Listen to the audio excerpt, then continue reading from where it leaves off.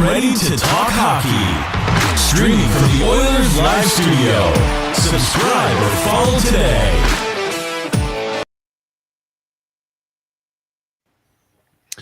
Hey, it's Oilers Live Wednesday. My name is Michael, also known as Oilers Live.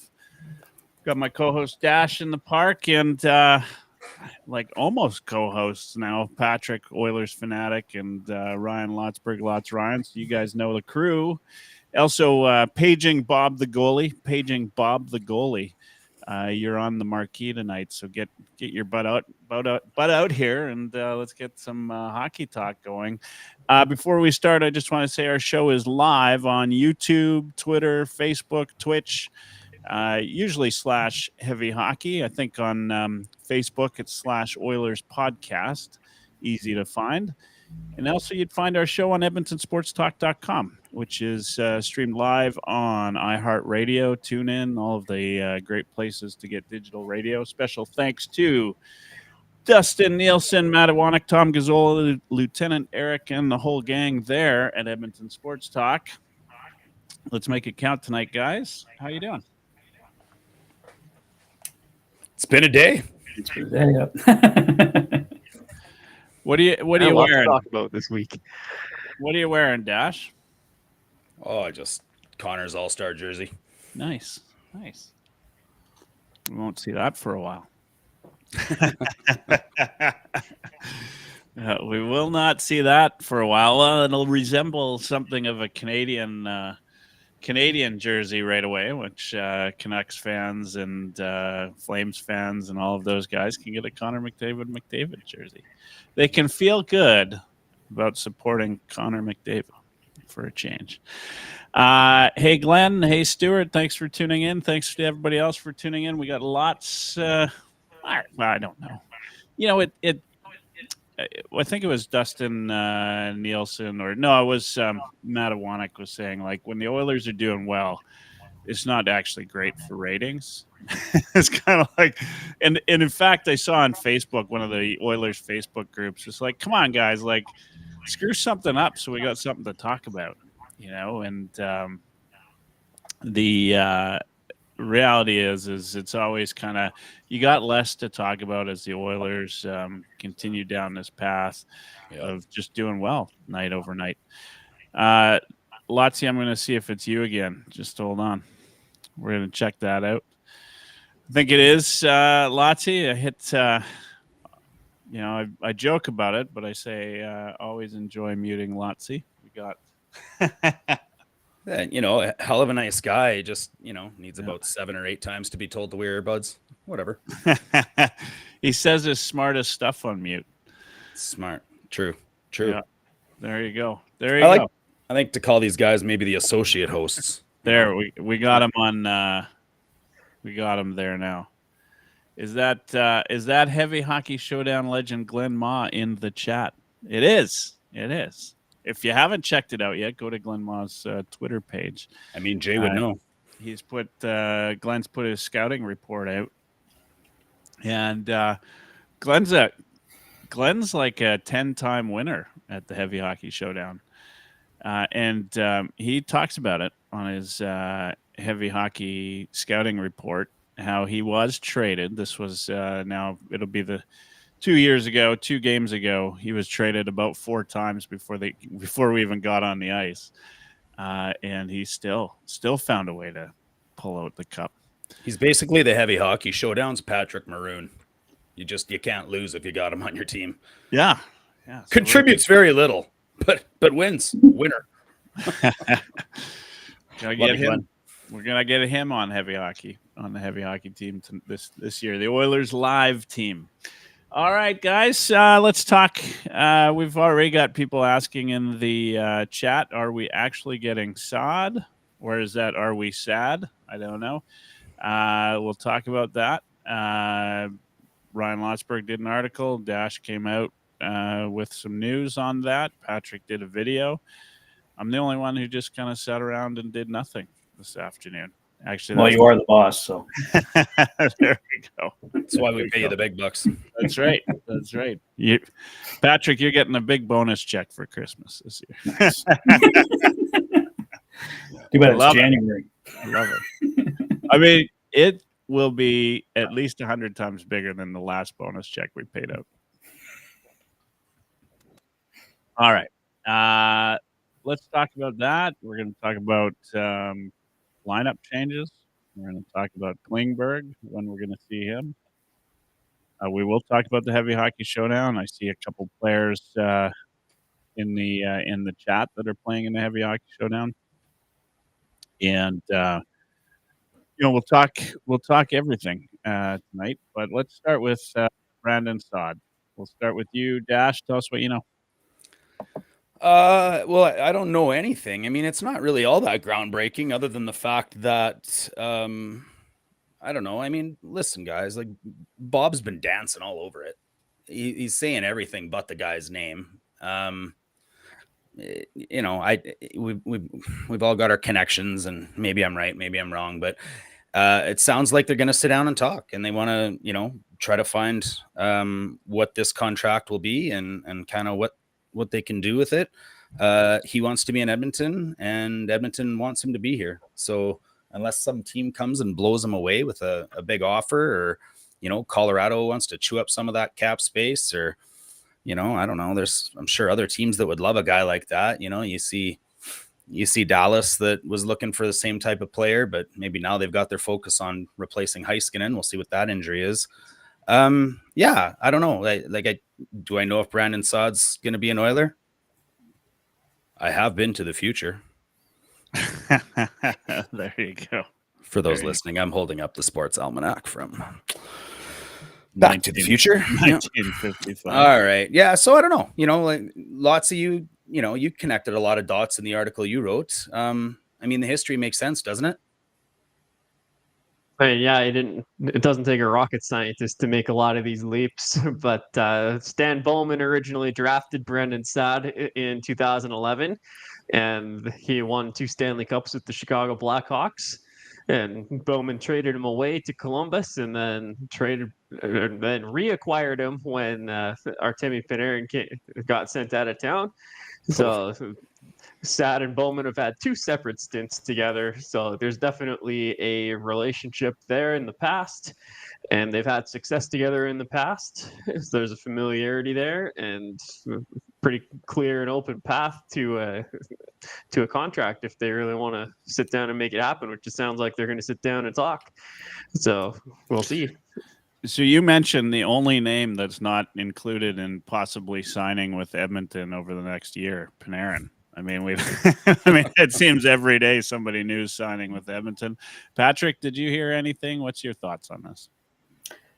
Nothing they haven't already mentioned already, but it does make a lot of sense. Like Ryan said, he got drafted by Stan Bowman. The Oilers have an opportunity for him, and I guess it's just to Dash's point how much money he wants to make. If the Oilers can easily be outbid for him, so it's, I guess, how low he's willing to go on his contract there, and the Oilers can use some of their LTIR space to kind of compete if they want to, but it makes a lot of sense, and I don't think Stauffer would be mentioning it as much as he is if there was nothing to it. So I gotta feel like it's not about money. Like I just got that gut feeling. Like, why do you walk away from a $6 million contract if it's about the money, right? Exactly. Like it's not getting bought out here. He just agreed with his boss that they shouldn't work there anymore under those conditions, and to do that, it doesn't mean he's going to take league minimum. He might, I don't know, wherever he signs. Clearly he does it because he wanted to win. And Edmonton's a really good spot to win. I think, Patrick said it really well, that there's room for him. Skinner hasn't worked out, right? Janmark is questionable sometimes. Perry needs some rest down the stretch. And, right now, if you put Brandon Saad in our lineup, he's the 7th highest scoring forward. That makes him your highest scoring top 6 or bottom 6 guy. Yeah, challenge, and somebody tell me what I'm missing here. Like, why does a guy mutually walk away from a contract like this at 32 years old? Right? Like, he's not, That's a decent contract, right? Like this is not For sure, dude. we're not talking $1 million contract right now. What's he at? He's at $6 million in St. Louis. He walked away from it, and he can sign for whatever he wants now. yeah. So he's not getting paid that if it's terminated. No. Or am I missing something? I think we're all missing something. I'm sure news will pop in St. Louis eventually. Obviously there's. I mean, typically what happens, as did with Perry, I think there's a settlement in the back end, right? Like there's, same with Kane. Like typically the player will get something in a contract termination. Well, I think the biggest thing was like to Dash's point, he wants to win, and he knows that contract. If he kept it, he's going to the American Hockey League. Like it's going to be an anchor on him. Like he's not going to get the opportunity, right? So if he agrees to terminate his contract, and it's not like he hasn't made a lot of money to this point. So if he goes to a team, wins the Stanley Cup this year, or does at least have a strong second half of the season, then he can get another big contract next summer. Yeah. It's a risk on his part, but. Well, I mean, maybe that's what it is, but I mean, it's not like he's 28 anymore, right? Like he's 32. Yeah. This is granted guys are playing longer, but what's this mean from a contract value perspective? And he's like from all, like there's a lot of teams in this league that would pay for him next year with the production that he has. He's 32 years old. He scored 26 goals last year. He's far from washed up. Yeah. You don't do something like this until you're 38 or 39, like when you're Perry or Maroon or whatever, right? Like I would think we have to be missing something. What it is, you guess as good as mine. For me, it's that 32-year-old age is kind of where a lot of guys tend to just dive off the cliff production-wise, right? And we're not seeing a total destruction of Saad's production, but we're seeing a significant decrease. Like he's only on pace for 14 goals this year, down from his 26 last year. It's basically a 50% decrease, right? And it happens with guys age 32 or older. And from the Blues' perspective, from what I was reading and hearing, it sounds like they want to get Alex Texier into the lineup a lot more often. Like they're focused on a youth movement in St. Louis, and Saad doesn't really fit that anymore.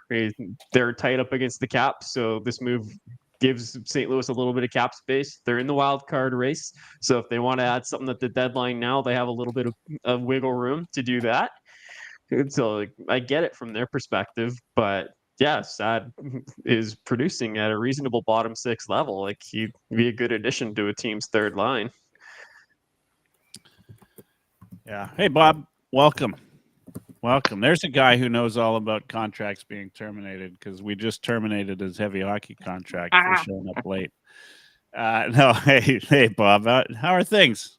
Well, being the old goat on the show, obviously me and technology have an endless lifetime conflict.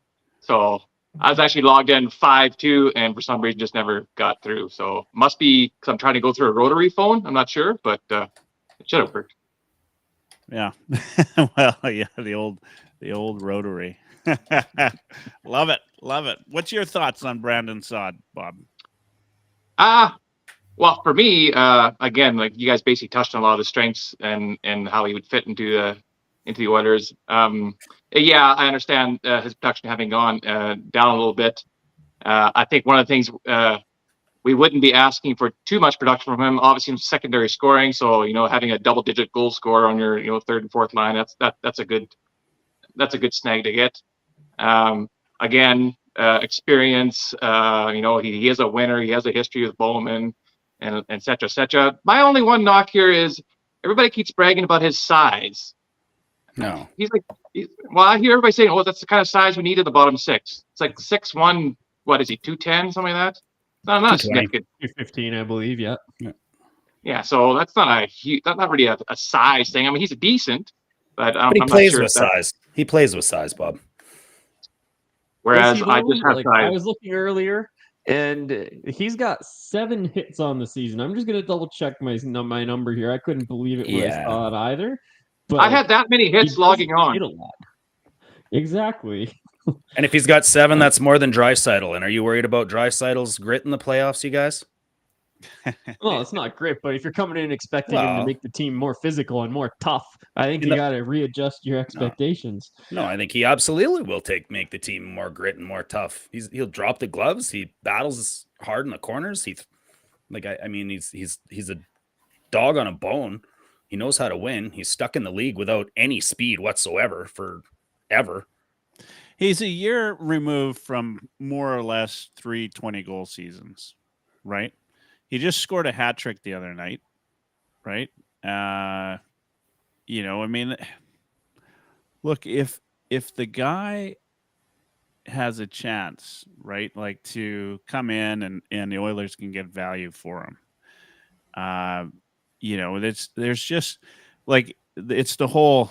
I mean, it's clear now. I mean, when you look at the lines at practice every day, and Jeff Skinner's out of lineup again, like it doesn't matter if Jeff Skinner goes on a tear.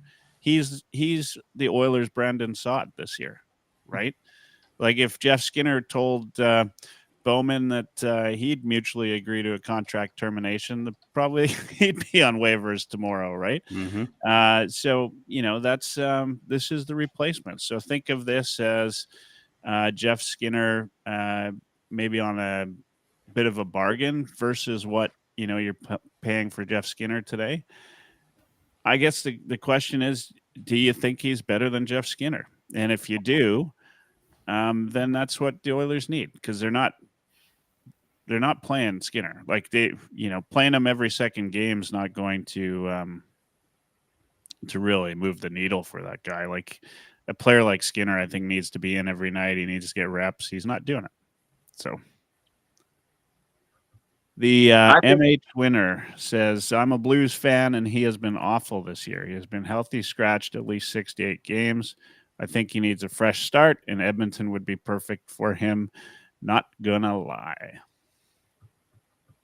Sorry, go ahead, Lotsy. Lotsy, otherwise known as Bob. I think Bob was trying to say something. Was that Bob that was going to say something? Sorry. Well, we do look eerily similar, so I understand. Yeah, that's right. I think Saad is better than Skinner for how we are utilizing Skinner. Now, if Skinner was, obviously that's a lot of that is on Jeff himself. He wasn't able to take full advantage of the top 6 role the couple times he was given it. So what we're asking Skinner to do in the bottom 6, I think Saad is better at doing than what Jeff Skinner is. Yeah, I agree. That's a good point. I think Saad will play a more simple game. Like Skinner likes to hold on to the puck. He likes to dangle. And like if he's trying to make plays out there, but if you're playing with guys that don't think at that level or think that way, then it's not a good fit. And if the expectation is Jeff Skinner is going to fulfill a checking role, well, that's not the right fit. And I haven't watched a lot of Saad this year, I'll admit, so I don't know what he's like on the defensive side of the puck, but it seems like he's got more trust from the GM than what Skinner's got from the coach. Yeah, I mean, look, he's going to play with better players, right? Like he's going to have more of an opportunity coming to Edmonton than he'd have in St. Louis. Maybe he thinks and believes he's still a 20-goal plus scorer. Maybe he thinks he's got it in him to score 30 still if he gets, put on Draisaitl's line, right? Who knows, right? Like this is an opportunity. You never know what goes into negotiations like this. Like, we want to see our player skate with Draisaitl for a couple of games, see how it works out, right? Like those kind of things do happen. There's never any guarantees when the coach gets involved, obviously, and how the play is, but Saad probably thinks he's got more to give. I mean, there's no other reason you would agree to a contract termination. It's so fascinating to me. And obviously, the irony shouldn't be lost on us that it's St. Louis, that it's a contract termination, that, yada, yada, yada. I mean, this is classic Oilers. Glenn Moss said in the chat, he said, what the conspiracy theory Tinfoil hat moment. The Saad thing was prearranged between the Oilers and Blues as part of not matching the Holloway and Broberg offer sheets. This is a way of getting Saad and fit him under the cap. Let me just go to the pantry and grab my Alcan. Yeah.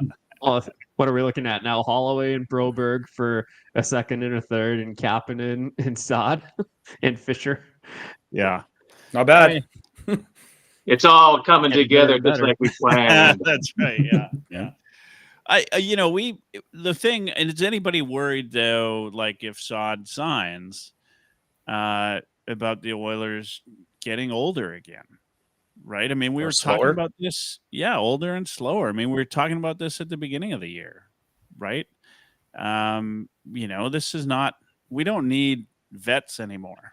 Right. Like, I think that this team has the vets to take them, the distance. Saad's not, he's not in his 20s, he's in his, early 30s. And to your point, Lotzie, like, this is kind of the time of a person's career where they start to slow down a little bit.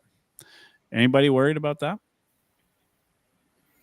Well, if he comes out for Jeff Skinner, you're basically just trading vet for vet. I was trying to think when I was doing my video, like, who do you guys think would be coming out? Like, Jeff Skinner is already out most of the time, but that would be two guys sitting. Like, who's coming out for Brandon Saad if he signs? Like, are they just sending Noah Philp down or what?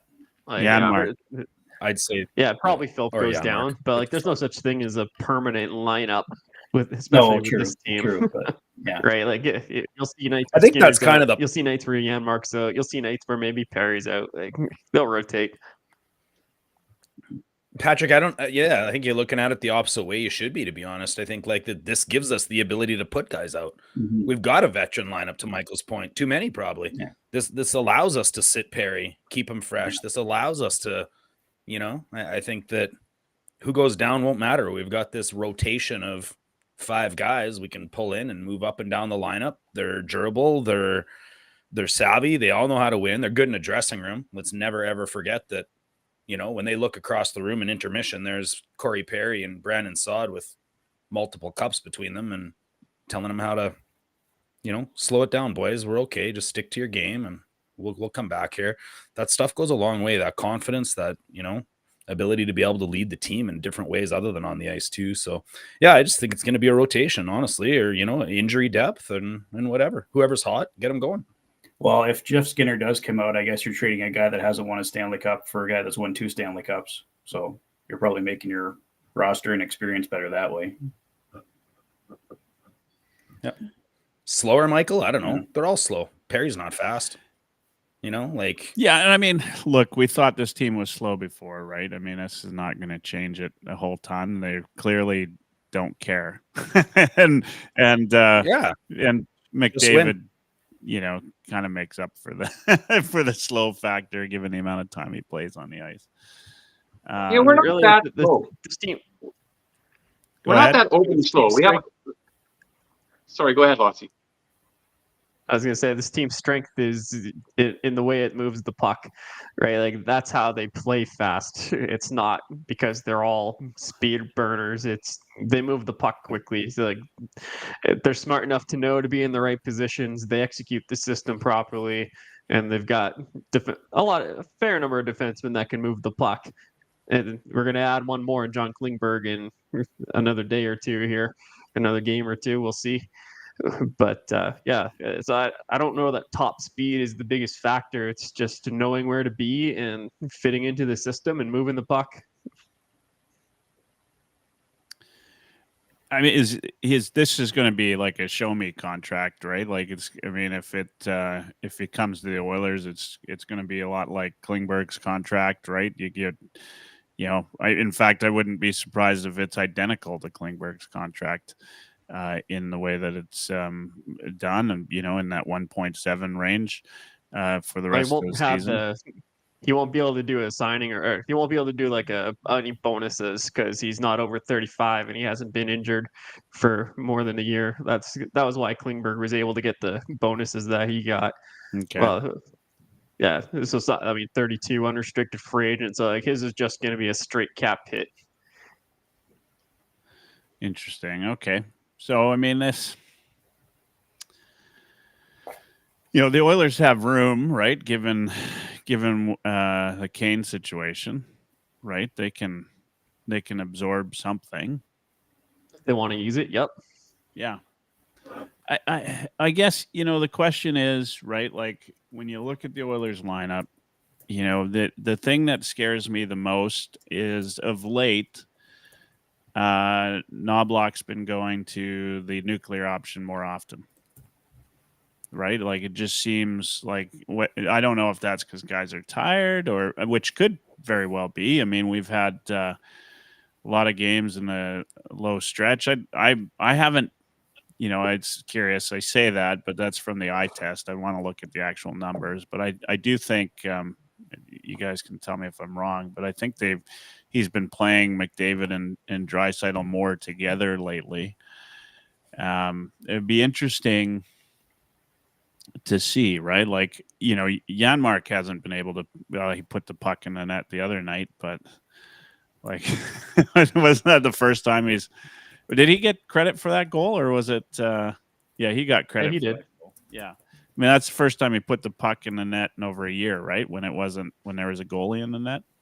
His last goal was Game 7 of the Cup Finals, but like before that, yeah, you got to go back to the last regular season. Yeah. So, I mean, that's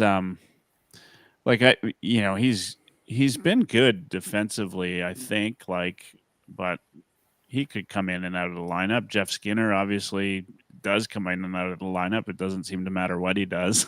Like I'll be happy with his game one day, and then all of a sudden he's a scratch. I'm like, I kind of feel like I should just stay angry with Jeff Skinner, and then he'll be in the lineup every night. Knobloch's playing with me. He's got a link to what's going on. All right, guys. A comment. Yeah, go ahead. A comment to the nuclear option, since you asked. Do I think they're going to it more often? I don't know. I mean, Connor hadn't played for 3 games. I think it was a little bit of a reward when he came back to get to play with Draisaitl. Craig Button had a really good point when he was on the EST morning show and said that he's noticed a pattern in a lot of the other teams loading up against that nuclear option when they have to play against them.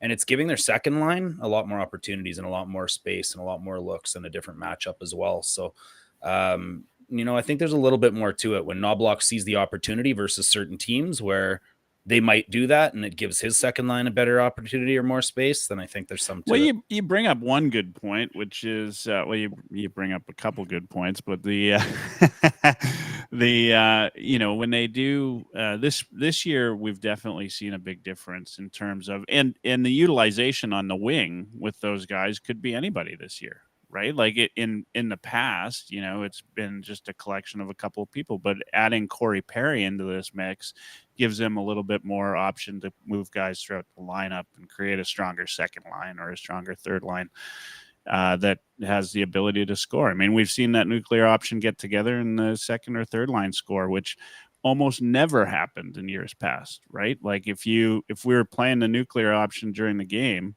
that was your chance. Either they scored or the Oilers went home without a goal, right? And I think this year that's definitely changed. So you might, Button's a smart guy. He might be onto something. He might know what he's talking about. Maybe not. All right. That's enough of Brandon Saad. We'll find out soon enough. Dash. Can I put an exclamation point on that just to close it off? I'm seeing Jordan Schmaltz on Twitter. He's an NHL guy from the Midwest. 20-some thousand followers and verified and works with the NHL and podcast. He calls himself the People's Insider. Has said, folks, I'm hearing some things on the Brandon Saad front. It is not official by any means, but do not be shocked if there's a possible reunion between Stan Bowman and the 32-year-old 2-time Stanley Cup champ. Let's see where this goes. Hashtag let's go Oilers. All right. There we go. Well, we'll see. We will see, won't we? We'll see. All right. Next up on the agenda, let's talk about Oilers lineup changes. Klingberg. Let's talk about Klingberg. I've seen a little bit of video. I saw the video of him and McDavid going head to head when McDavid was on suspension. I wish that I had edge work like Klingberg after missing a year of hockey. He looked pretty good. He didn't look like he was losing a step against, the fastest guy in hockey. So what's the word? Let's start. Patrick, have you heard anything in terms of when Klingberg might get into the lineup? I heard there's a strong chance for tomorrow, but if not tomorrow, should be Saturday against Toronto. I think there's a better chance because Ekholm and Kapanen were both sick today. So if Ekholm is still sick tomorrow, I think there's a really good chance he's in tomorrow. Or if that sickness spreads. Yeah. I heard there's a flu going through the team as well, so I think that's a big part of it. So I haven't been watching Oilers Plus this year. Been any video of Klingberg on Oilers Plus? Anyone? No, I have it. Not that I've seen, other than what I've seen Tony Brar post on Twitter and some different videos and pictures that are out there from guys that were at the Oilers skate. Hearing the exact same things you guys are. He looks really good. He's been quoted as saying it's the best he's ever felt. I'm sure he wants to come back in against his old team in Toronto, but if we need him before then and he's allowed to play, then why not? It's the best I've ever felt, but Bowman hasn't called me. We'll see. We'll see. I hear the pro scouts might be at the Heavy Hockey Showdown, so we'll see. Maybe I can come away with a contract or a restraining order. We'll see. Whatever it'll be legal. There'll be pen and paper and something signed and agreements made. We'll see what happens. Have to make sure your contract with Team Heavy Hockey gets terminated first. That's right. Yeah, put on waivers. See if anybody picks me up.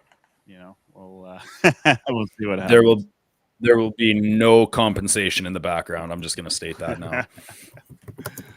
Oh, man. I'm cautiously optimistic about John Klingberg. I think it's very much a coin flip to see what kind of Klingberg we get here. I mean, he does have the potential of being, this year's version of Connor Brown, but on defense, right? I mean, major surgery, played a handful of games last year, just trying to get the rhythm. And if you remember Connor Brown in training camp last year, he looked fantastic. He looked fantastic in the exhibition games. And then all of a sudden it's just like, what happened to Connor Brown? So, but for the price that we're getting Klingberg, I mean, low risk, possible high reward. Well, I think that's the point, right? Is, it doesn't really, none of it really matters, right? Like, is Klingberg going to be better than Stetcher? I can't see him not being better than Stetcher, right? You know what I mean? Not to take anything away from Stetcher. He hasn't been awful. He's done more than what we expected from him this year, but, is he the guy you want running in your defense for a full season? I don't think so, right? And Klingberg on the other hand, should be. So, look, you're right. Like at the rate they got him, like take him, put him in the lineup, see where he goes, and he doesn't need to. It's Bouchard's job to get the points on this D line and Nurse, right? Like if Klingberg gets points and he ends up being somewhat back to where he was at some point in his life, then extra bonus, right? Otherwise, we got guys that are there to get the points. And while we're at it, like that Darnell Nurse breakaway pass to Perry, I mean, so good, beautiful. Man, are there people still talking down on Darnell Nurse? Like, I hope that we've kind of cut that short now.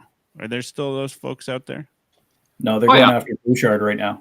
Yeah, going after Bouchard. It's true, right? Like, I mean, the guy's top 10 in defense, right? Defensive I think scoring. there's still people that don't like that contract of Nurse's and are bitter about it. But yeah, you're right. It's definitely shifted to Bouchard. Yeah. I mean, no doubt. All right.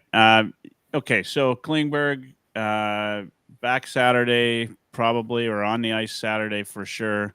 Potentially tomorrow night. We'll see. Lineup changes. What's everybody hearing? Lotsy, what are you hearing about lineup changes for the game tomorrow night?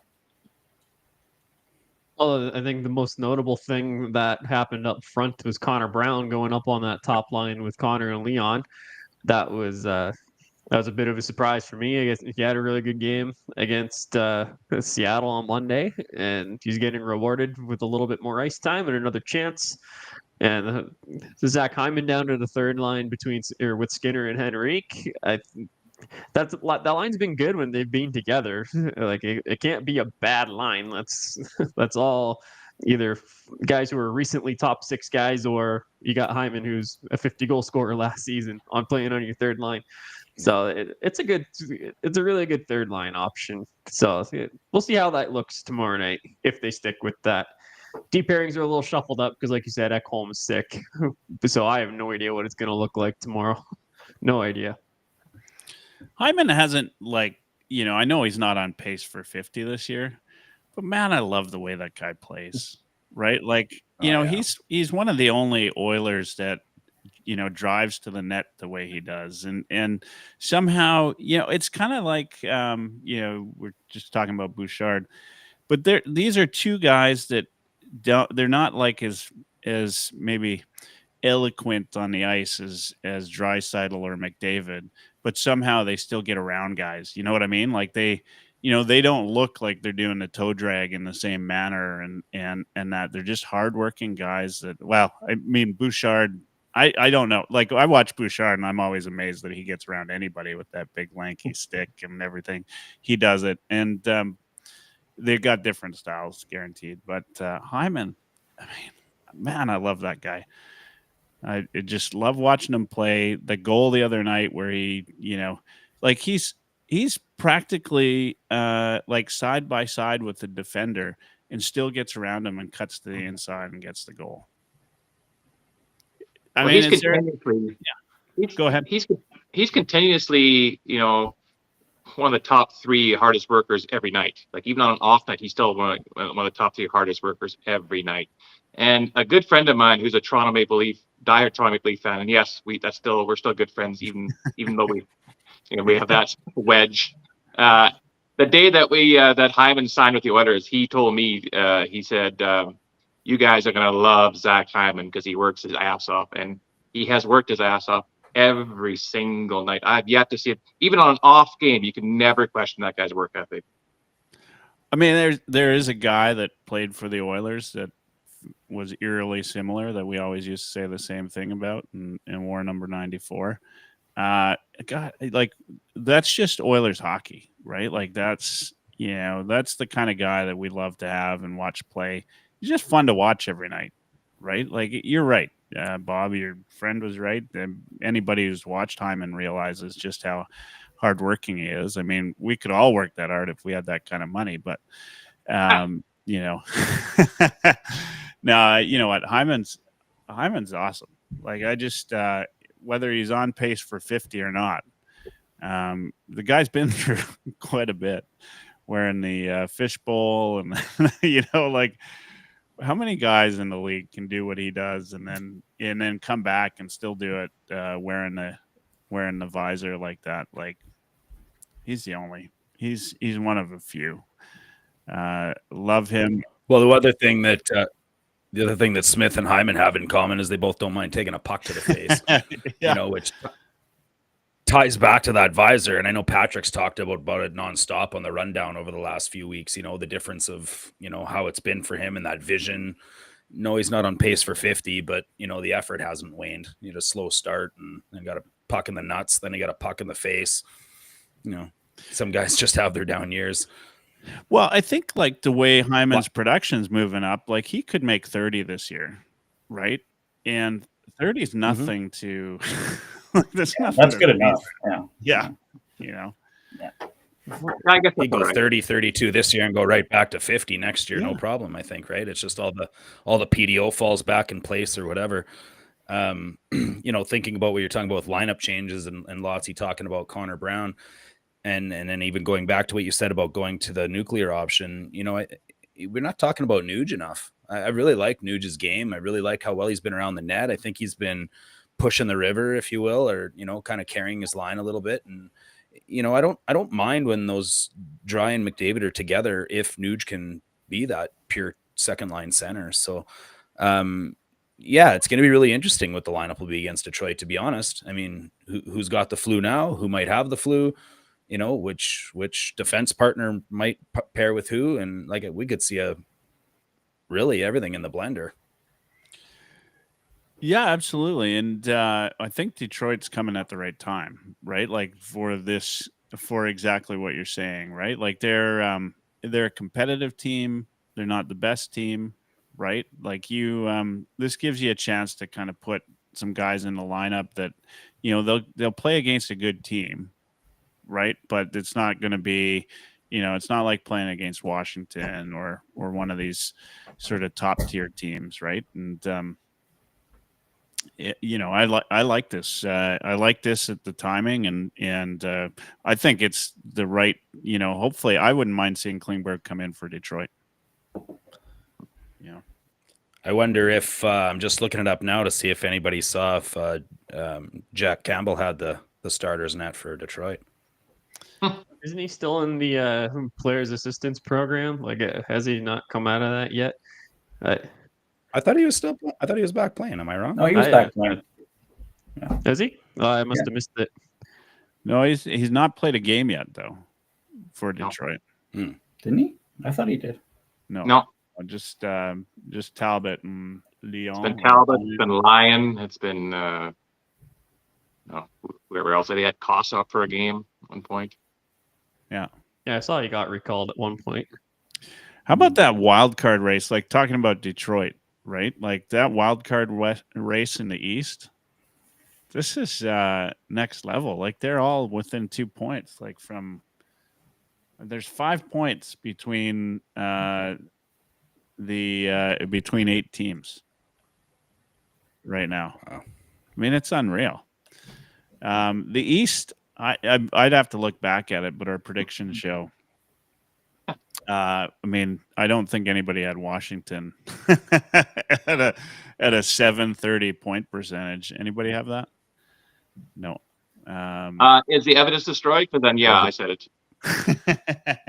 yeah, that's right. I'll go and I'll destroy it right now.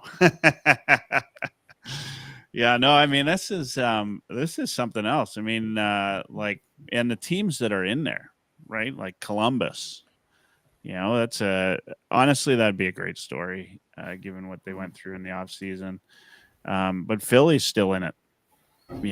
The Rangers, the Canadians have been a little bit hot and cold lately, but when they're hot, they're hot. Line seems to have found a home for the time being. They just lost Goalie too, which is unfortunate for them. Oh, did they? Oh, I missed that. Yeah, lacerated quad. Yeah, I guess ugly injury last night. I think he had surgery, if I heard. Yeah, I heard that too. Jeez, that sucks. I mean, he's gonna make a recovery. He's out of the hospital, but yeah, emergency surgery on Edmonton kid, Sherwood Park kid. Yep. Yeah, his dad's my wife's parents' doctor. There you go. Oh, right on. So he's got enough money to be good at hockey. It takes money. Right. It does take a little bit of money to play some hockey.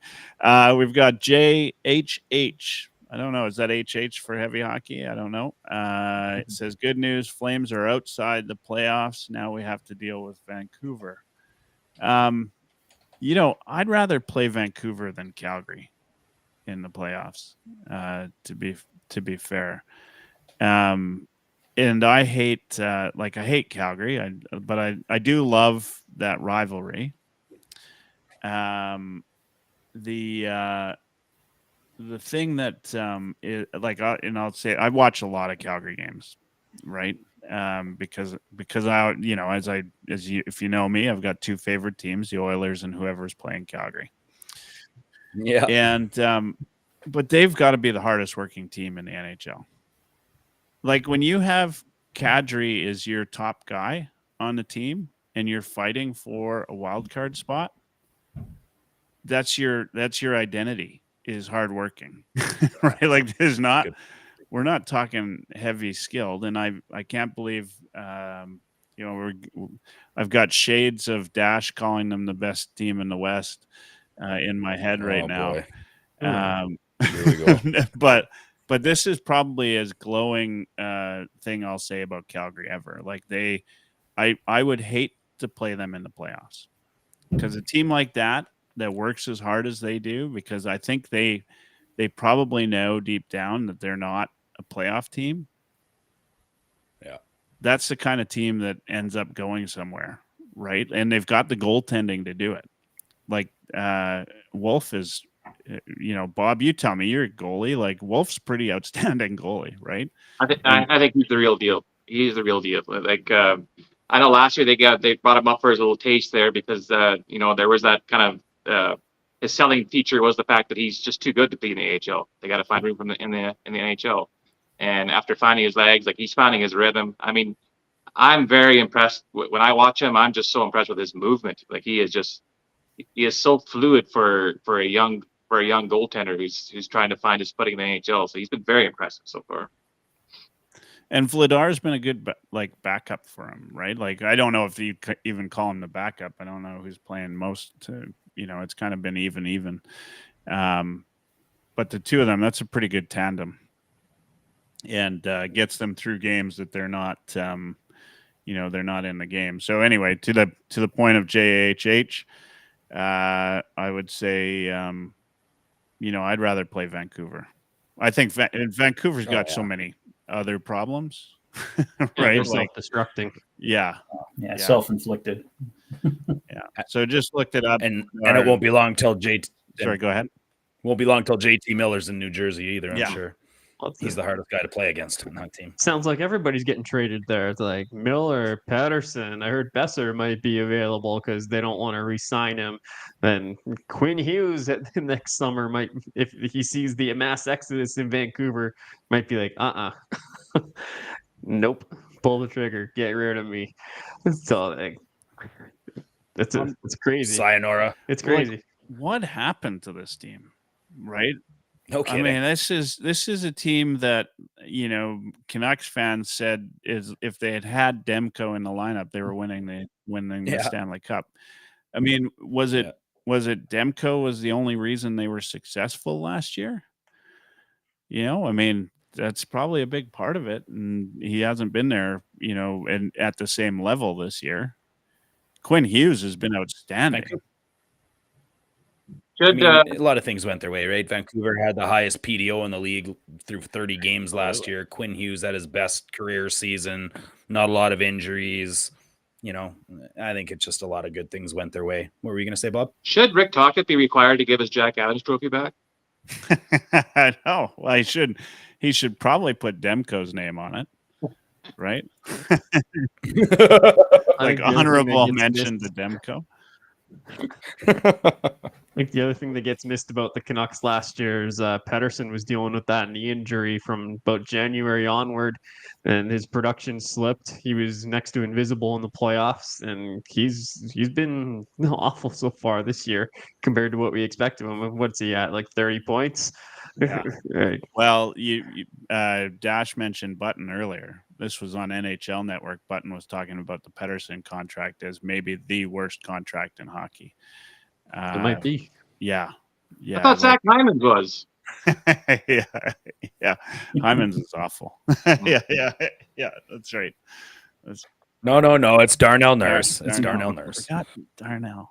Damn it. Hey, we could segue with that if you want. What'd you guys think of Philp coming in? Like, I really like this player.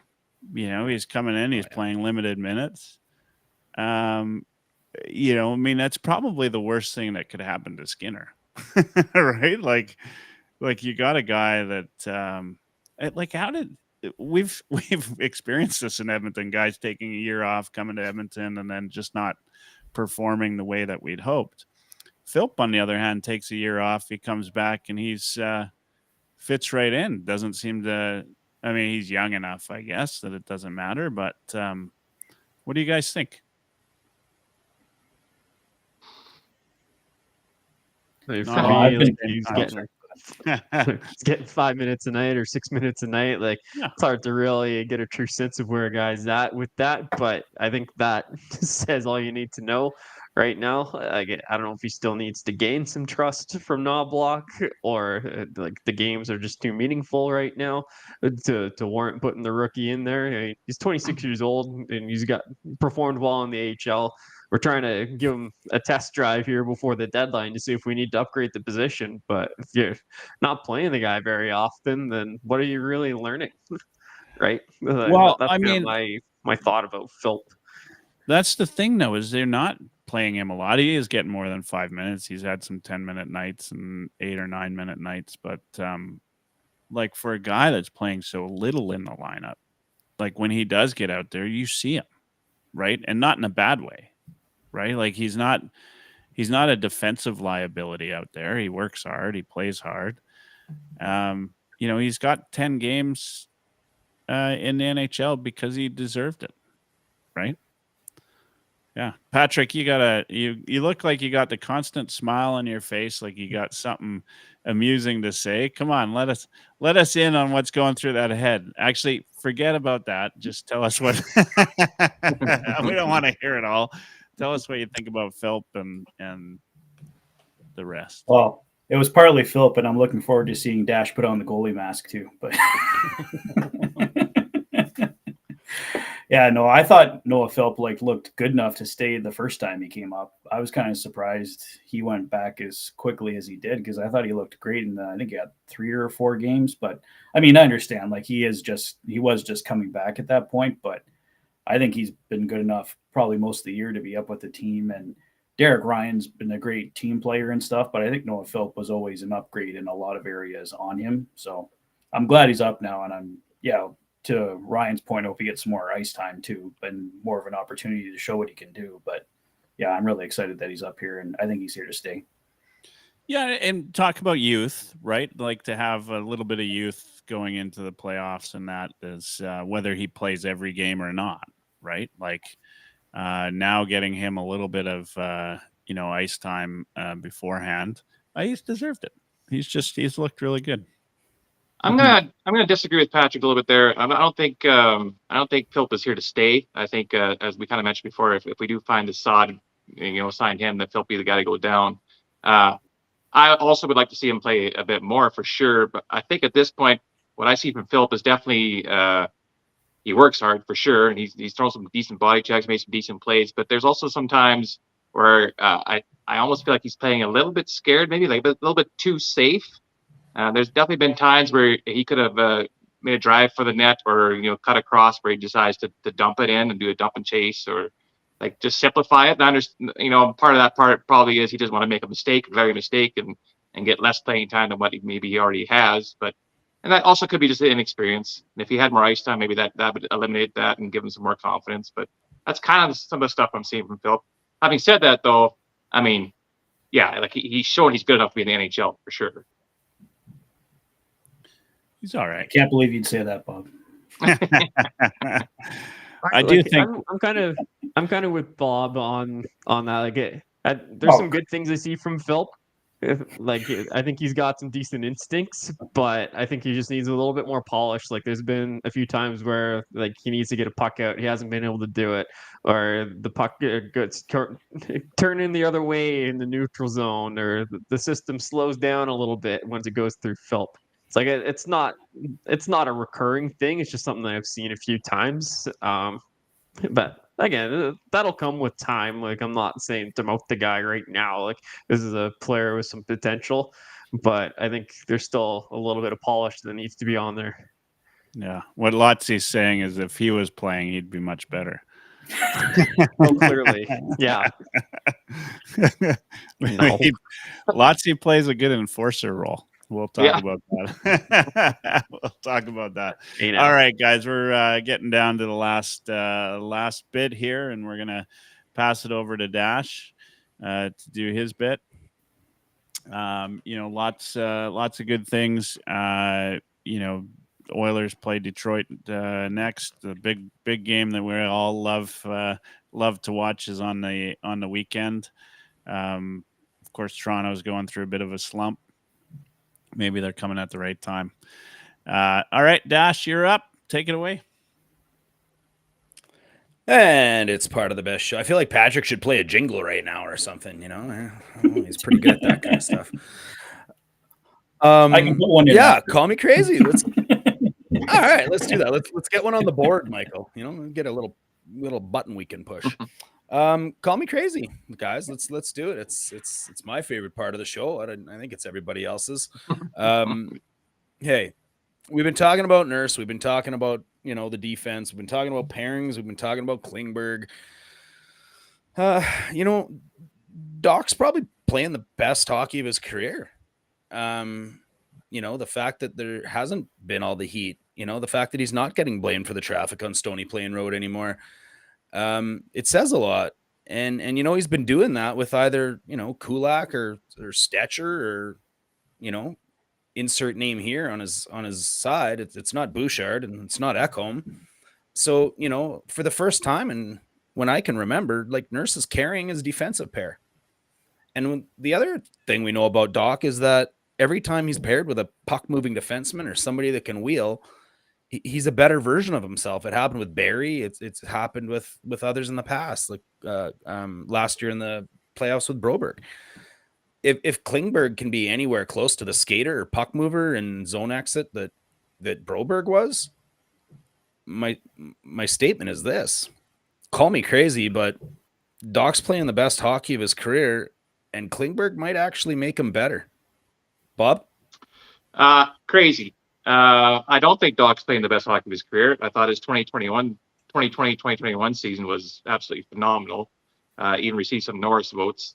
And I don't think that Nurse has reached that status yet. I think he's getting a resurgence in his career after having a couple of years where, you know, he may have been floundering a little bit, had some stellar games, and then kind of leveled off and make some crucial mistakes. I think there's times he felt he had to be the defense leader, would try to force some plays that weren't there because the team is struggling. So he felt like he was one of the guys who had to pick it up. Now, I think overall, he sees the whole team dynamic a little bit better. It helps to have Ekholm there to help shoulder some of that load. And I guess in that sense, Klingberg, another veteran, could help shoulder some of that load as well as being a defensive leader. I don't think it'll make Nurse that much better than what he already is, but he could be of a assistance in that way a little bit. I feel like you tripped over both sides of your lips there, but I'll take that as a crazy call no matter what.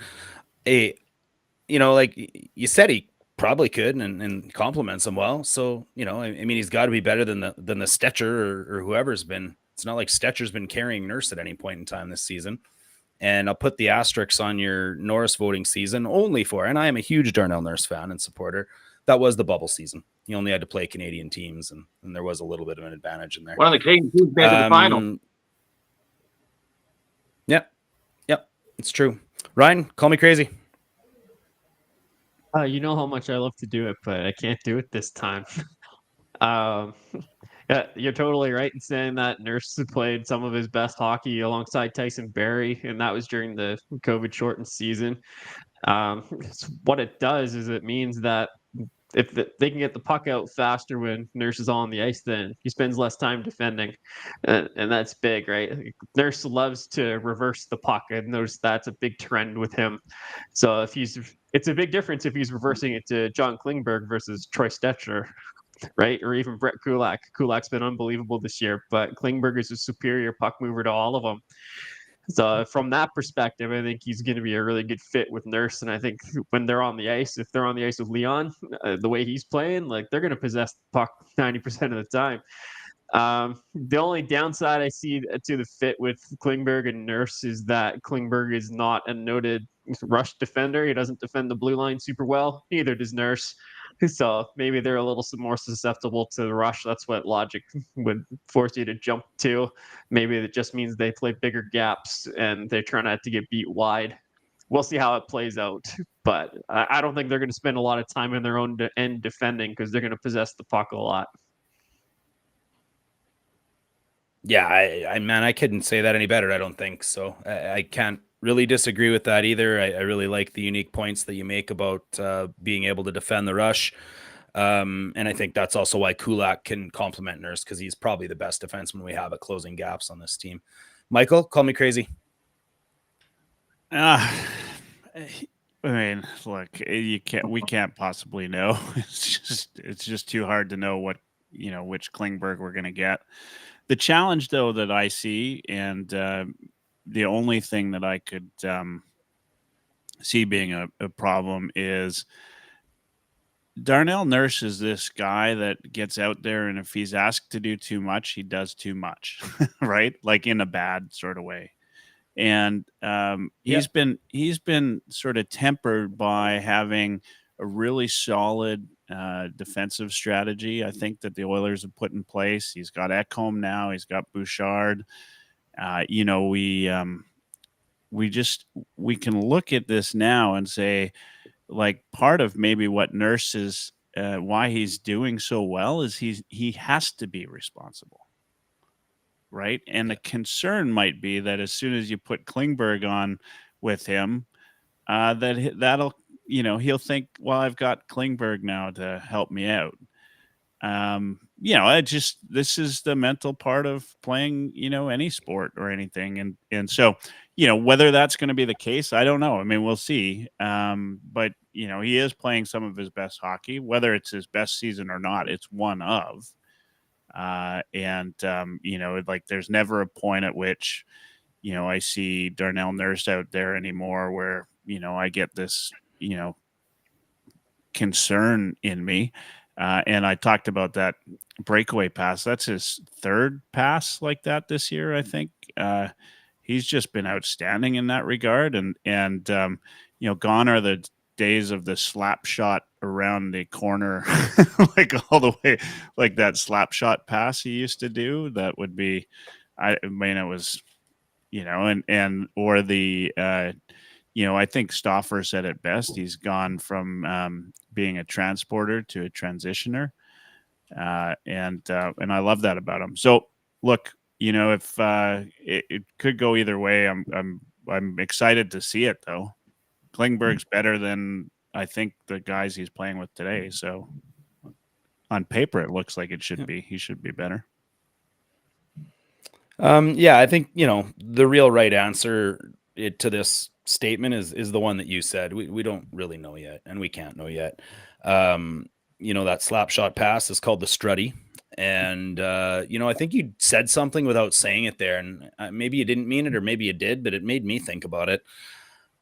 Is the fact that he had to play with Stetcher or maybe somebody that's typically a number 5-6 defenseman as a partner forced him to simplify his game, and to your point, when he keeps it simple, he's a lot better. Patrick, Klingberg might actually make Darnell Nurse even better. Call me crazy. Yeah, provided he can come back and he doesn't even have to be at 100%, but I think a few people have mentioned it. As long as he's better than Troy Stetcher, he's going to make Darnell Nurse better. And to your point earlier too, like comparing this season to the bubble season, I'm way more impressed with this season because you're playing the whole National Hockey League. And I think Darnell Nurse took a big step. And I think it was more in the bubble season, like how many points he was getting too, that really stood out. But not that he wasn't playing well, but he was playing well defensively too. But so I think, as long as Klingberg can come in and be better than Troy Stetcher, then of course he'll make Darnell Nurse better, I think so. But to Michael's point as well, it's too early to know for sure. But best guess, then yes, he would improve Darnell Nurse. Yeah, you bet. Yeah, that Norris season, every point he had was 5-on-5. I think he was top 5 in almost every 5v5 category that year. So totally agree. All right, I'm taking this one right out of Bob's back pocket. His suggestion. We're all on socials enough to see the goaltending hate. Mm-hmm. I don't know what it is, and quite honestly, I don't even really understand it. Too many games I watch. I go to the post game shows, or I go and listen to the podcast after, and it's Skinner wasn't good enough, and Skinner should have stopped this, and man, we need better goaltending. And like it, you know, I've spoke till I'm blue in the face about my opinion on goaltending. There's 3 elite, there's 5 to 6 really, really, really good, and everybody else after that is a product of their opportunity. And Skinner might be, you know, one of the best at being a product of his opportunity. And as well, all those other guys above him, the top 3, the top 5, they're making, you know, Shesterkin money. They're making the big bucks. Stuart Skinner. Oh, and if you haven't noticed, our cap position sucks. Stuart Skinner makes probably the most value per dollar in the entire NHL. And all Calvin Pickard has done is gone 24-11-1 as a backup over 2 seasons. And I think I read he's 9-1 in his last 10. Yes, yeah. Call me crazy. But not only do we not have our goalie issues solved, we never had a goalie problem in the first place. Patrick? I don't think since, I mean, they started kind of shaky to start the year, but everybody did. I mean, we were 0-3 to start the year. So, like, nobody looked good in the very beginning of the year. And I think since then, Skinner and Pickard have been fine. Like you said, there's 5 or 6, or well, 3 like really elite ones, 5 or 6 that are kind of above everybody else. And then after that, it's, yeah, like, you could get somebody that gives you a hot stretch for 10, 15 games, and then they could cool off really fast. And we've seen Skinner do that. We've seen Pickard do that. And for what we're paying them, that's pretty much all we can ask for in those goalies. You're like, Skinner's stolen some games, Pickard's stolen some games. And if they steal the odd game for you, just get them, like our goaltending, get them more than 3 goals a game, and you're going to win the vast majority of the hockey games. They're going to keep it to 3 or less. Mm-hmm. So, yeah, that's my opinion. Yep. I can see that smirk on Bob the goalie's face, and it's not lost on me, but I'm still going to leave the best for last on this one. Michael, there's no issues with it. I mean, hey, you were the guy screaming, trade the goalie last year. I will like to add. We never had a goaltending issue. Call me crazy. Yeah, I mean, I think it's crazy. Yeah, you can have a goaltending issue, and your goalie can come back and have a good season, and your defense can change.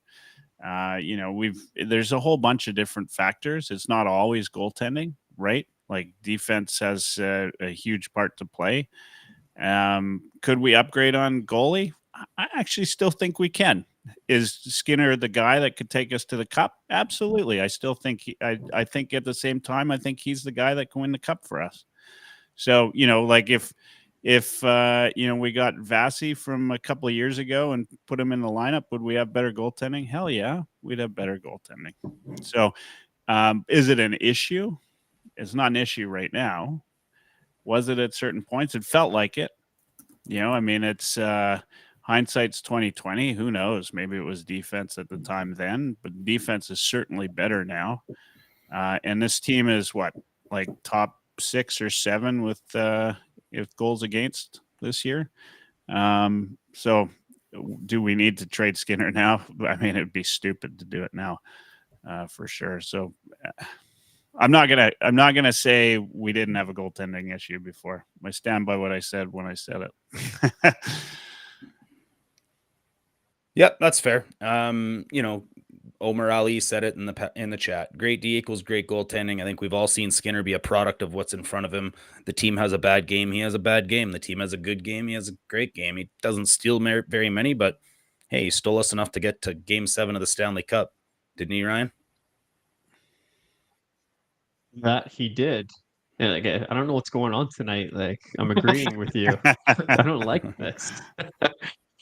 But no, I don't have a big problem with Skinner. I think the issue is the volatility, right? We see Skinner where he's fantastic for stretches, and then we see him where he's just terrible for other stretches, right? It adds up to somewhere around 900 goaltending, which you want to see a little bit higher on a contending team. Yeah, probably. But as Michael just said, we're one of the top 10 teams in terms of goals against this year. Like, we're an elite defensive team now. And so, yeah, of course, there are better goaltenders in the world than Stuart Skinner. Now, how many of them are available? I don't know. right? With the 0, that's probably close to true, Patrick. Would the Oilers have a better record with said better goaltender? Maybe, but not by much, right? Like, I don't think it's an issue. Sure, it could be improved upon, right? Like, I think every position except Connor and Leon can be improved upon, but I don't think it's an issue either.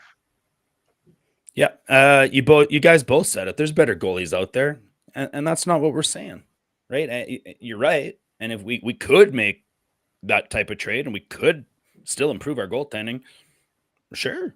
To Patrick's point, none of them are available unless Vancouver is absolutely psycho and really wants to wholesale there. But I'll take a Demko. But you know what? He's hurt a lot more than Skinner is, and then we got to maybe play Calvin for a long run, right? So, hey, Bob, this was your idea. You are the goalie. You played professional hockey as a goalie. You play sub-average hockey as a forward. The goaltending never had an issue. Call me crazy. Sub-average, he said, by the way. Just which is a huge compliment, by the way. It's to only be sub-average. That's huge. I teared up there. So, call you crazy? No, Dash. It might be one of the sanest things you've ever said on Oilerslive. Goaltending is one of those positions where you have to prove yourself every night. It's definitely is more of a what have you done for me lately kind of thing. And I think actually, like, I was never worried about Stuart Skinner, even though last season, going into this season, I was not worried about him. In all honesty, the only person that I thought had a bit of a question mark on him was Pickard. There were, at that time, beginning of the season, a lot of other 1B or even outright number 2 goalies that looked a lot better. But Pickard had a lot to prove, and he's done that. I mean, I got into this discussion online with some of our anti-Oiler fanatics, especially the goaltenders. And Pickard let in 2 goals that last game, and he's chirping me already. And I'm like, then when the game is over, all of a sudden it's very quiet. Pickard, I will defend Pickard. He is in the top 5 of goalies that have played at least a quarter of his team's games in quality starts.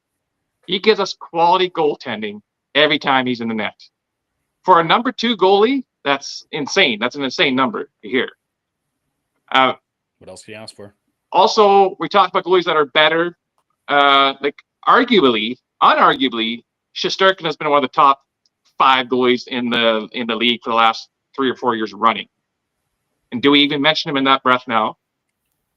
And now, having said that, it's an anomaly. The Rangers having an off year. Shesterkin is struggling as well. I definitely expect him to bounce back, but this is another one of those cases where you look at the goalie and like struggles. You want a guy better? Okay, let's go after Shesterkin. Let's go after Hellebuck. I mean, they're not available anyways. Skinner is a top 15 goalie in the NHL right now with top 10 capability. He has more than enough to carry us to a Stanley Cup. He got us 1 win away, arguably with the help of Pickard for a couple starts as well. But he's got the goods. We are fine in net. There's so many other areas we should look at, not between the pipes. Yeah, drop the mic. Yeah, let's leave it at that. I'm not even going to try. That was such a goalie response, Bob. That is garbage. I'm riding the high. I gotta prove myself every single night. Come on. Well, to be honest, Michael. To be honest, I'm riding the high of the sub-average forward comment there. Right, yeah. I sat here. I had to listen to that. This is, this is why they don't let goalies on the bench in some arenas. I thought that was just so Noodles could go eat hot dogs somewhere and not be seen. Yeah. But... All right. Okay. I got one more. We'll go around the horn on it. Let's try to spend about, I don't know, no more than 10 minutes. And then we'll start talking about the showdown a little bit, I think, and try to promote that a bit. And I will give Michael the last word on his own show, which is, I think, pretty damn kind of me. All right. This one's probably a little divisive. I'm probably going to get yelled at. And I don't care. I really don't care. I've already been yelled at Twitter or by Twitter. Probably by Twitter and on Twitter. Here's the thing. I'm wearing this All-Star jersey right now. There's no All-Star game this year, but we got a Four Nations Cup. Personal pet peeve, everybody, stop calling it best on best. It's not best on best. It's the best of these four nations. Leon Draisaitl will be on a beach. This is not best on best hockey. That said, All-Star games are soft. Is this going to be soft? I don't know. Probably not. I think your national pride kicks in. I think your ability to want to win kicks in. I don't think we're going to be calling anybody a 5-time gold medalist because they won the Four Nations Cup or something. You know what I mean? I'm an Oilers fan. I want the Oilers to win the Stanley Cup. Peter Angelo's getting a lot of heat right now for, skipping out or, wanting rest or what have you. I understand there's a penalty that you've got to be suspended for the game after the All-Star game if you choose not to be in it. Whether that applies, I don't know. Maybe that's a separate argument. I don't have a single solitary issue with Peter Angelo sitting out this tournament. He's got the Vegas Knights in mind. That's where his head's at. He's got a Stanley Cup in mind. So call me crazy, but I don't want any Oiler player at the Four Nations Cup. None of them. I think it'd be crazy to think that we could have a possible injury or maybe even end up against Vegas in the playoffs and then get beat by a fresh team because they had their team in mind instead of this tournament in mind. I'd rather none of the Oilers played. Ryan, call me crazy. I had to call you crazy once tonight. I'll call you crazy on this one. I think that anytime that your country calls you and you get the opportunity and the honor of playing for your country, and granted, this isn't the Olympics, it's a subpar event compared to that. But anytime you get the call from your country to put on the maple leaf, I would say go and do it, right? What an opportunity. Lots of guys would kill for that opportunity, and Pietrangelo just like, I'm good. Yeah. I don't love it. I totally understand what you're saying, but a guy could slip on the sidewalk and break his ankle or pull a groin or something, right? You get injured in any hockey game that you play in, get hurt at practice. There's a risk in stepping outside every day. So you got to live your life a little bit too. So I get the rest thing, but I'm okay with a guy like McDavid playing in the Four Nations. Okay. I don't mind that. If we're quick on these ones, I might be able to slip in another statement about Rantanen. So it depends. You guys get long-winded. We're going to just end here, but we can get to Rantanen if you want. Hint, Michael. Michael, call me crazy, but I don't want any Oiler to play in the Four Nations Cup. Crazy. And is there really a risk to stepping outside, Ryan? In Edmonton, there is. Scared here. If you play men's league, hey, look, I could care less about the tournament in some ways. Am I going to enjoy the hockey? Hell yeah, I'll enjoy it and I'll watch it.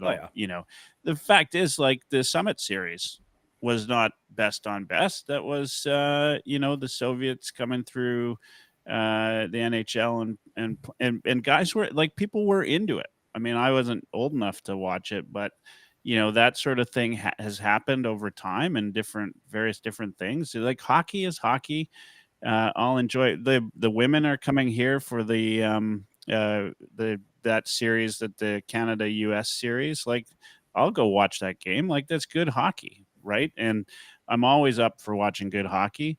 I'm excited about seeing Connor McDavid and Sidney Crosby on the same ice. I'm excited about seeing Cale Makar and Connor McDavid and McKinnon. I think, this is not the Canadian team I would have picked, but the players that I want to see play together are going to be out there. I'll watch every game. If Canada loses, I'm not going to feel like it's not going to be the same as if Canada loses, say, the Olympics or the the pain in my chest that comes from losing the World Juniors or something like that. But I'm happy to see McDavid. If he bowed out though, I'll just say I'd support him 100%. Yep. Well said. Call me crazy, Patrick. I'm going to have to call you crazy on this one. Yeah, I think it's really important to guys like McDavid, and to Michael's point, McDavid's first chance to play with Crosby. It's not the Olympics yet, and Crosby should still be good for the Olympics too, but maybe something happens and they can't do it. So I think it's really important to them. So I think for that argument that it's important that they play in this. And yeah, there's always the risk of injury, and I would be fine as well if all of the Oilers backed out and didn't want to play in the tournament. I'd also support them 100%, but I know that's not going to happen. That McDavid for sure wants to be in this. So yeah, I think it's important, and you can say it's definitely important for the game as well that some of the best players are there at least. Yep. I would say I'm going to point out a comment from Ace96, one of my boys from the Nasty Chat. The Oilers in 1987 won both the Stanley Cup and the Canada Cup. So, sometimes that type of momentum can potentially follow through into the rest of the regular season, or, maybe you get a bit of confidence if you needed it. That said, it doesn't change my opinion. Bob the goalie, call me crazy. Clean sweep on the board on the crazy train here, Dash. Yep. You actually touched on it now too. Confidence. A term like this would give guys confidence too, especially guys that got picked that may not even have didn't feel they might get picked. That automatically they're playing in confidence already because they're pumped they got chosen for this team. How they do in the tournament, how they play against this opposition can give them confidence. Also, you are, I 100% agree that it's not best on best. Second best comment you've made today, Dash. But it was, but they're still really great hockey players, and you're learning from these guys as well. And you're learning how to play with them. You're picking up stuff, the habits they have, and what have you. I mean, we say it time and again, they'll be sharing the ice, not just the ice with Sidney Crosby, but they'll be sharing the dressing room. I mean, just to bounce ideas off him in the chat with him, and just kind of see what he's like in the dressing room, his presence. There's no way you're not gaining something positive out of that. That's a perspective I never thought of. So I'll give you some credit back for some genius there too. McDavid sitting across from Crosby and asking him what it took to get over the hump or get over the edge just might be that advice we needed. So, I think ultimately I'm probably crazy. And if the hockey's on, I will enjoy it. I just, if I'm not acting entitled, like I was called on Twitter, if this is our year, why risk it? All right. Michael has given me permission to do one more round of Call Me Crazy. If we're really quick about it, we can still do a plug for the showdown on EST. So let's maybe just keep it to one or two sentences. But all this ranting and rumor stuff is kind of driving me a little bit crazy. Is it realistic? I don't know. Would I like Mikko Rantanen on my team? Sure. Sounds like he's all about money. If he is, we're going to be overpaying somebody that won't be able to play on the power play. So call me crazy, but I think adding Mikko Rantanen would be a terrible move for the Oilers. Patrick? I don't know if it'd be a terrible move, but you could probably say it's unnecessary. I'd rather see them upgrade somewhere else than spend. Apparently, it might take like $11 million or something like that, but I'd still rather see $11 million spent somewhere else. I think we got enough weapons. I'd rather like another big defenseman or something like that. Yep, I can't disagree with that either, but I still think we shouldn't. Ryan, call me crazy. And I don't disagree with you on that one. I think about the power play. Rantanen plays the right half wall, or at least he did in Colorado. And left-hand shot when he plays that right-hand side on the power play. That's where Leon sets up. So he's not taking that position. Rantanen is really good at protecting the puck, just like Draisaitl. So it's better with Connor McDavid than maybe a Zach Hyman does. So do Draisaitl and Hyman go together? There's a lot of ups and downs there, but ultimately Rantanen probably won't be on that power play, and you'd be paying for that production, right? You're paying for past production with Rantanen in this case. So I don't think it's necessarily the best move. I didn't think you guys would be calling me sane on this one. I don't know. I'll save the one that probably will tell last, Michael. But Bob, I think Rantanen's a terrible lad. Call me crazy. Not terrible. I'm not going to call you crazy, but I'm not going to call you sane neither. I mean, it's tough to turn down a guy who is arguably a top 10 forward in the NHL, but at what cost? Yeah, I mean, and if you listen to our Heavy Hockey League world famous chat, there may be a member that thinks that Rantanen brought McKinnon all his success. So I guess I will say the same thing, that it obviously must have been Patrick Maroon that unlocked McDavid as well, because clearly McKinnon and McDavid did not have any raw skill. All right, Michael, the floor is yours for the rest of this. You can call me crazy if you want to about Rantanen, and then I'd love for you to get into the showdown. So Rantanen's a terrible move for the Oilers. Call me crazy. And now No, 100% agree. I mean, if you're going to pay anybody over $10 million, they sure as hell better be able to run the team when everybody else is gone. And Rantanen's not that guy. So, Rantanen's a great player. Don't get me wrong. But, when McDavid's out of the lineup, Draisaitl runs the team, and he does it well. If McKinnon was out of the lineup, would Rantanen have run that team? I don't think he would have. I think that, it'd be a different team. Right. And so I just don't think Rantanen is, and I'm not trying to take anything away from him. But I wouldn't want a player sort of over that 8 million mark that isn't like the absolute difference maker, because you can put a couple of difference makers on your third line. And we've talked about players that we see. You can put a couple of difference makers on D. If you got that kind of money, spend it better. Right. Find another Hyman at 5.5, right? Like that's we could get 2 Hymans for the same amount of money. All right, let's talk Heavy Hockey Showdown.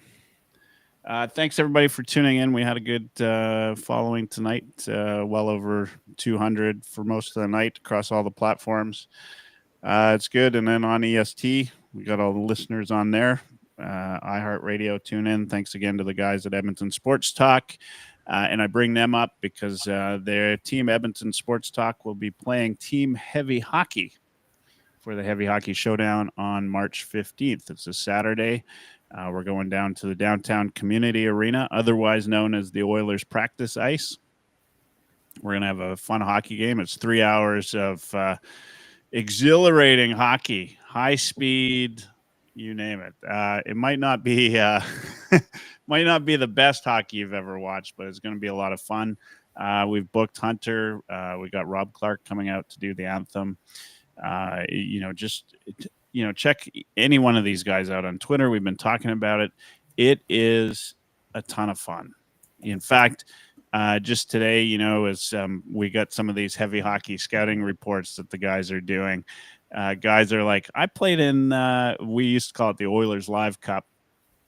I played in that years ago, right? And had so much fun. And the reality is it's just a bunch of really great Oilers fans coming out, playing some hockey, having some fun. And if you care about it, because I know I do, we're also doing it for a good purpose, right? And that's the Sexual Assault Center of Edmonton. So we are, you know what? SACE came to me, that's Sexual Assault Center, the other day, and they said, we are their marquee charity event now. So this is a big deal. So we have to do this. We got to raise more money. Check out our Twitter page. Ryan's been posting a lot of great videos about what it means. Check out SACE. It's just sace.com, is it? Or sace.ca, I think. Yeah, it's sace.ca. Go to sace.ca. You can hit learn there, and you'll get a number of different stats and facts. This problem of sexual violence is not going away. And that's that's the sad part. We can throw money at it and try to increase the or decrease the likelihood that it'll happen, but it's not going away. And when you start to learn more about it, unfortunately, each and every one of you know somebody that's been affected. And SACE is just Like, this is an organization that people can go to for free counseling, right? They can go there for information. They can go there for support and help.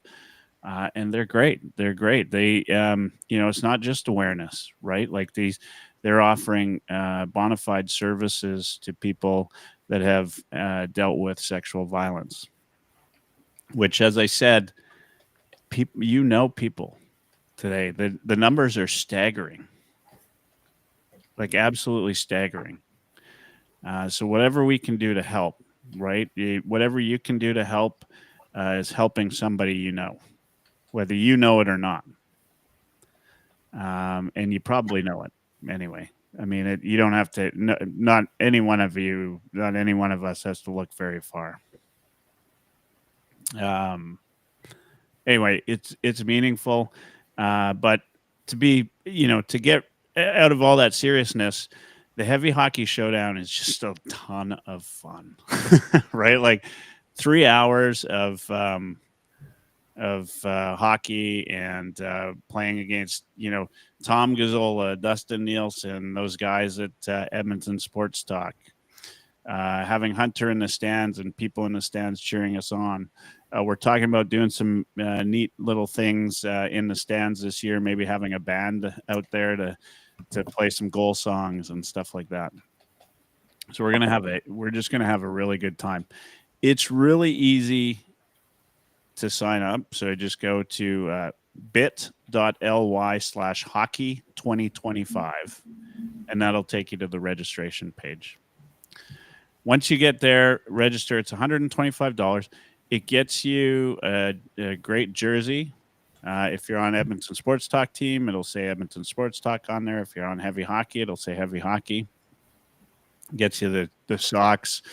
Flirt Cupcakes is offered to do cupcakes for us, for all the players. We'll have other things for the players, obviously. And then, we play basically 2 mini games, right? And last year was absolutely phenomenal. It was so much fun. As Dash knows, this was after the Toronto slap shot into the empty net incident. And you wouldn't believe it, but the same thing happened at the Heavy Hockey Showdown.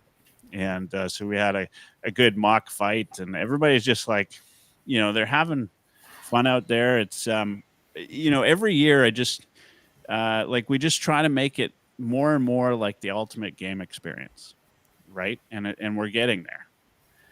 But we need people. We still need some skaters. So everybody get on there and register. You have to fundraise $300, but if you put it on your Facebook or you put it anywhere and you tell people the actual story about why you're raising money, no challenges whatsoever to make $300. In about 2 hours, I raised $800, and I haven't finished yet, right? So it's not hard to raise $300. We make it manageable for you to get there. We need to get to 50 grand this year. Let's do it. As I got the last word, I do want to say one thing. Dash put in the chat. Everybody tune into Edmonton Sports Talk tomorrow morning, 9 a.m. 3 of the guys on here, I guess they didn't invite Bob.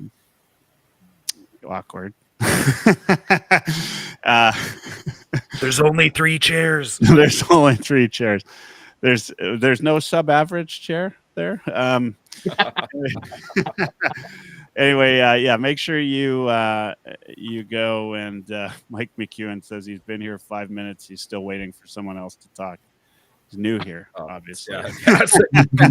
we call that every other show. Yeah, that's right. Yeah. Clearly, Mike doesn't care about SACE or the Heavy Hockey Showdown. So, anyway, so go register for the Heavy Hockey Showdown. Come on out and play some hockey. Maybe if you come out, you can hear the other Mike talk. We'll have some fun. All right, guys. It's been a great night as always. Good to have you guys on there. Bob, good to have you back. Lots of fun. Thanks a lot, guys. Yeah. Thanks, boys. All right, guys. Tune in to Patrick at Oilers Fanatic on YouTube. He's always got his Great videos out. Ryan Lotsberg. We just call him Lotsy here at Heavy Hockey Network. Lots of articles on heavyhockey.com. Dash is always here with me week after week. Wednesdays, we start 9 p.m. Mountain, and we're here on YouTube / Heavy Hockey. Like, subscribe. And then Bob, well, whenever he's around, it's just a good, fun time. Hope to get you back. All right, everybody. Have a great night. Right.